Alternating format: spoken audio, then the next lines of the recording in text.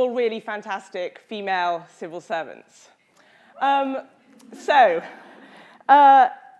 little bit about me first. I am the Permanent Secretary of the Department for International Trade. DIT was set up shortly after the vote to leave the European Union. We do three things. We finance and promote international trade around the world. We negotiate free trade deals and market access deals, and we champion free trade. But I'm not here to talk about that today. A little bit about my background. I began my career in the civil service in 2000 after a stint in the private sector. I started as an economist on a one-year temporary contract, and I never left. So I always say to people, beware before you start working in the civil service, because the interest and the complexity of the jobs that we do mean you will never leave once you've had the chance to work on those. I think we're very lucky and privileged to do what we do. I spent most of my career in the Ministry of Justice and its predecessor departments, with a couple of stints in the Cabinet Office and a couple of stints in the Foreign Office. And now I'm building an international economic department, 3,600 people around the world. And I have 3 kids when I'm not doing that. That wasn't showing off, by the way. That was just the nature of saying I totally hear a lot of the points that have been made earlier today. I want to talk to you about ambitious leadership. And I want to talk to you about your ambitious leadership. And before I do, I just want to say that leaders are not the same thing as bosses. So the best leader you know may not be your boss, probably isn't your boss. They may not be someone at the top of your organization. They might be someone who works for you. They might be someone who works alongside you. But the one thing that great leaders all do is they take organizations and people to places that they wouldn't have got to otherwise. And that's how you can spot them. So the best leader that I worked with was a peer of mine at the Ministry of Justice. We were implementing together a really big major program, lots of scrutiny, lots of media interest, and I was reliant on him to bring his organization with him. And so sometimes you will look around you and you will see the people, you will spot great leaders, and you should watch them, because great leaders are worth their weight in gold.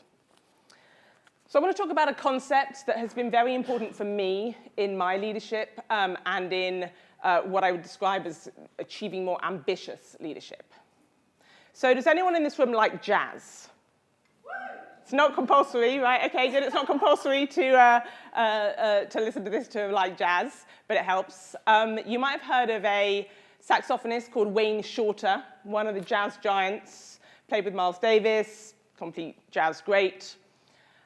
When asked a few years ago, what does jazz mean to you? He said, jazz means, I dare you. I dare you. And when I heard this had this incredible impact on me, because the idea of using this concept, I dare you, it was more than just saying it was daring. It provided a connection. It built that bridge, I dare you. And it did something expanding. It said that music, jazz, could be more. There was more to it. It could go further. And I think that that is a brilliant concept to apply to leadership. The concept of I dare you. So what do I mean by that? I talk a lot in the Department of International Trade about how I want us to be a bold department, an ambitious department. I want us to be ambitious about what we can achieve. And I don't mean being reckless. I don't mean daring in terms of taking risks, inappropriate risks. When you work with taxpayers' money, you can't ever be reckless. You've got to spend that money wisely. You've got to spend it on the right things. You've got to spend it efficiently. But I do mean, unashamedly, being bold. I want us to be bold. We have something called the DIT spirit. One aspect of that is being enterprising. It means being innovative. It means being confident. And yes, it means being daring.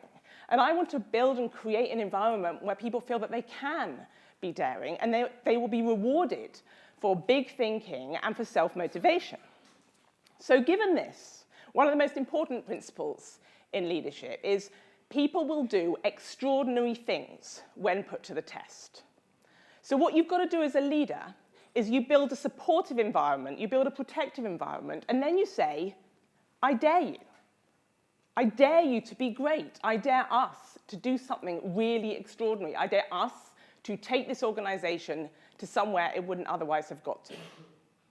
And finally, I think that I dare you can apply brilliantly to your own mindset. So how many times have you been in those moments of self-doubt? You know, you're kind of in the meeting, there's 20 people in the room, 2 people seem to be hogging the conversation, let's face it, not usually the women, or you've got to speak in front of, 1,000 people, and you're nervous. That mindset really matters. Manage yourself first. Really important rule of leadership. Mindset matters. I dare you. I really encourage you to apply that concept, that idea of I dare you, to your own leadership and to next time you're in a sticky or tricky situation. So I mentioned, people can do extraordinary things when put to the test. Obviously, you can't apply I dare you as a concept to everything you do. It would be completely exhausting. I mean, as already mentioned, we've all got enough on to also be doing I dare you on every aspect of life.